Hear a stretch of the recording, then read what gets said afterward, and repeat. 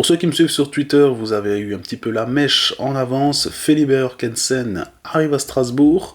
Le gardien danois était censé venir depuis un bon petit moment au Racing Club de Strasbourg. Il avait refusé, encore et toujours. Au final, l'an passé, il avait quand même pu jouer en Ligue des Champions. Il s'avère qu'il avait fait ce fameux match contre le PSG où il était absolument désastreux. Ça peut arriver. Moi, je pense toujours que ça reste une très très très bonne recrue. Et j'irai même encore plus loin puisque de mes infos, c'était plus un prêt. Il s'avère qu'il y a de la discussion pour peut-être un transfert, ce qui serait une bonne nouvelle d'ailleurs. Et je le dis ouvertement, si Jorgensen arrive en transfert, ça peut être sincèrement la meilleure recrue depuis que Bluko est venu à Strasbourg, étant donné que le joueur a vraiment vraiment beaucoup de qualité, mais qu'il a besoin de passer le step juste en dessous. À Chelsea, ça n'a pas fonctionné, ça peut arriver, la première ligue est quand même difficile. Par contre, j'avais beaucoup apprécié à Villarreal, il y avait beaucoup de potentiel. Alors, le relancer ici du côté de Strasbourg sur 2 voire 3 ans, ce serait vraiment vraiment top. En plus, il connaît la vision de jeu de la part de Hugo Oliveira, c'est-à-dire un jeu basé sur le pied, basé sur un 11e homme, donc un 11e joueur. Et forcément, sincèrement, moi ça me donne vraiment envie, ça me donne l'eau à la bouche et je suis content. Toujours côté arrivé, c'est Aaron Bibou qui est censé venir aussi à Strasbourg. Alors il vient de Genk, mais pour le coup on le connaît depuis 2 voire 3 ans, je crois même qu'il jouait en Suède, si mes souvenirs sont bons. Voilà, c'est un buteur qui fait 1m90, bien steak, bien bourrin, bien rentre dans l'art. Je pense qu'il va peut-être être apprécié des supporters de Strasbourg par rapport à son comportement, mais pour être très honnête et pour l'avoir un petit peu vu, c'est pas un joueur exceptionnel en termes techniques. Voilà, autant être franco, autant être honnête.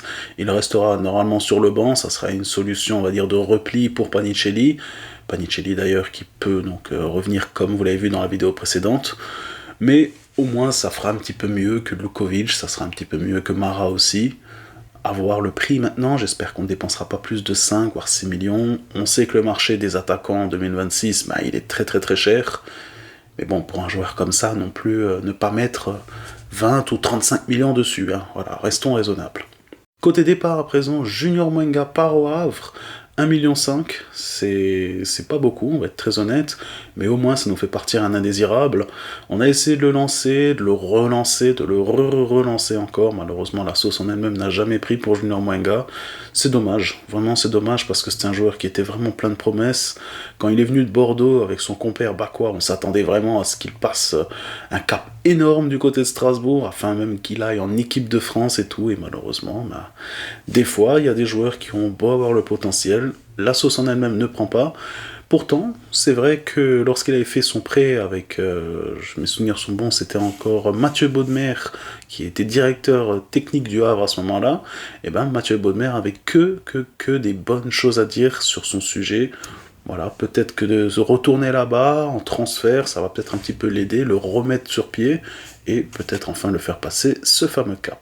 Là pour le coup c'est carrément une officialisation, c'est le départ d'Oscar Perea pour Club América. Il n'y a pas de chiffre à annoncer, donc on n'a aucune idée, ça peut être 1 ou 2 millions peut-être même rien, voilà. En tout cas, Oscar Perea c'est quand même un des gros flops de Bluko, il a été payé 5 millions, il a joué 20 minutes.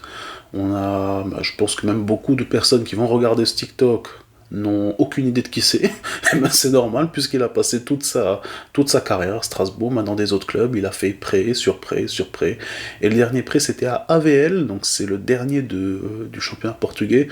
Ça s'est mal passé, on va être très honnête, il a quand même réussi à être titulaire, mais il était vraiment pas bon là-bas. En tout cas, c'est une bonne chose pour lui, c'est une bonne chose pour Strasbourg, c'est une bonne chose pour tout le monde, tant mieux.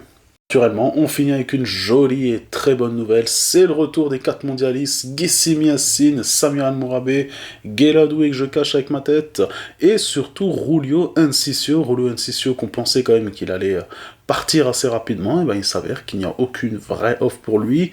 L'intérêt de Galatasaray en lui-même, côté turc, alors apparemment il y a des vraies offres, mais quand on sort de la Turquie, il n'y a plus personne qui confirme une pauvre offre pour l'ami Rulio Enciso. Autant dire qu'il y a des chances qui restent. Maintenant, je vais quand même vous donner une réalité, ça sera ou lui ou Nanasi. En tout cas, il y en aura un des deux qui va partir à 100%, c'est une certitude. Il faudra donc voir le prix, il faudra voir où. On verra ça dans le futur, voilà. Forcément, c'est comme ça que ça fonctionne avec le mercato.